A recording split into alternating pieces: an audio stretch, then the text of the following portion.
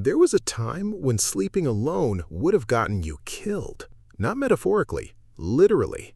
If you wandered off from the group at night, in the dark, alone, with no fire, no walls, no backup, you were, statistically speaking, dinner. For most of human history, sleep was not a private act. It was a group activity. The most vulnerable hours of your life spent unconscious, defenseless, breathing slow and dreaming. Those hours happened in a pile of other warm bodies on purpose, because that pile was the only thing standing between you and a very bad night. So here's the question. If sleeping together was basically a survival requirement for hundreds of thousands of years, how did we end up here?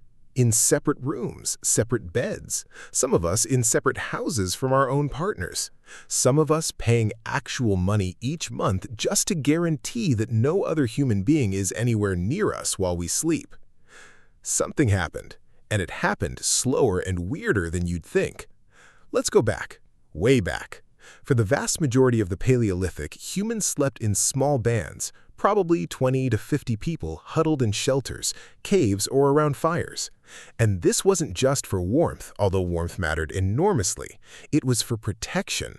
A sleeping human is a useless human. No awareness, no defense, no escape plan.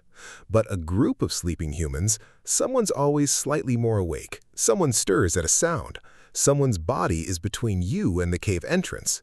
Group sleep wasn't just comfortable, it was a security system made of people. And there's something else group sleep did, something we don't think about enough. It built trust at the most vulnerable possible moment. Think about it.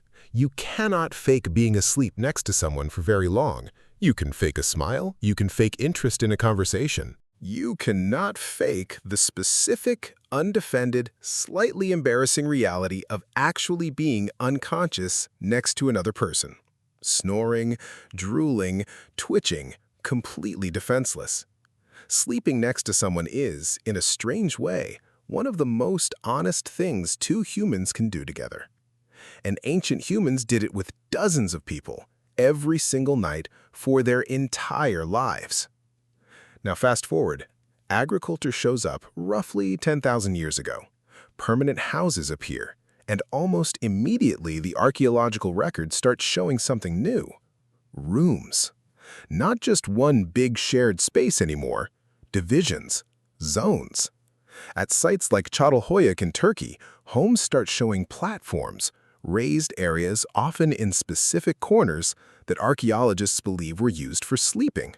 Separated slightly from the cooking area, the storage area, the daily traffic of the house. It's subtle, it's not a bedroom in any modern sense, but it's the first whisper of an idea that would take thousands of years to fully form.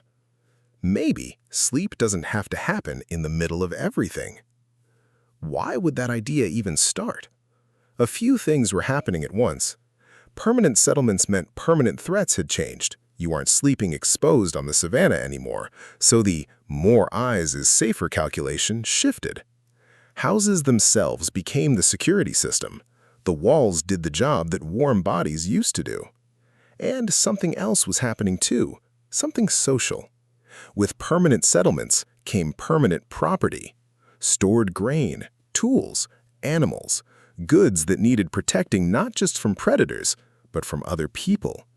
And property changes everything about how a household organizes itself. Suddenly, there's a difference between our stuff and your stuff, between the family unit and the wider group. The architecture starts to mirror that. Walls don't just keep out wolves anymore. They start keeping out people, too. But here's where it gets genuinely strange. Even after houses had rooms, even after walls existed, separate sleeping, actual private bedrooms, 1 or 2 people per room, stayed incredibly rare for most of human history. We're talking most of it. In medieval Europe, entire families slept in one room, often one bed for warmth, and because that's simply how houses were built. Servants slept in the kitchen. Children slept with parents. Travelers shared beds with total strangers at inns, and this wasn't considered weird, gross, or even particularly notable. It was just how sleep worked. Bed sharing with strangers was a normal part of travel well into the 1800s in parts of Europe and America. So when did it actually flip?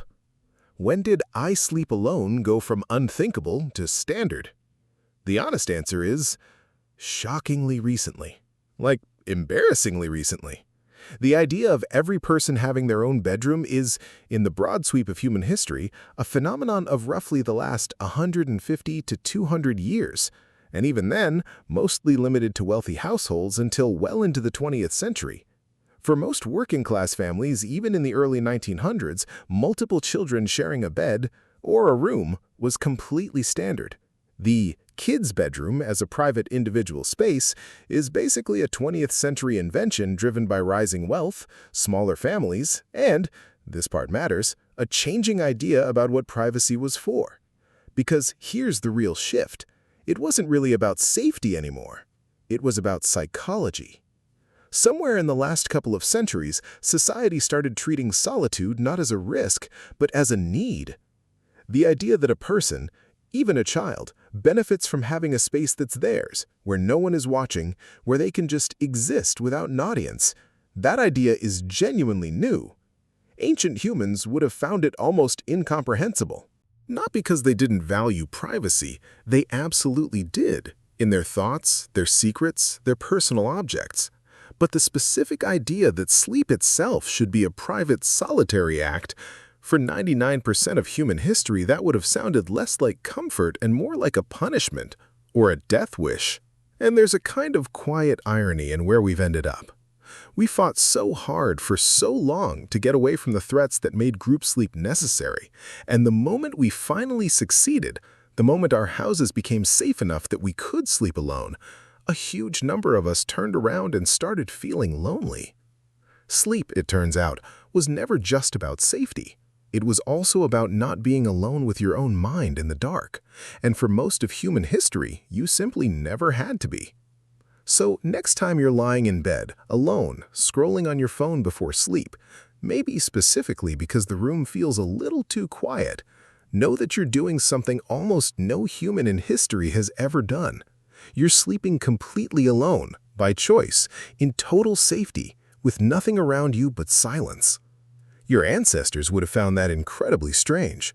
And honestly, some nights, so do we.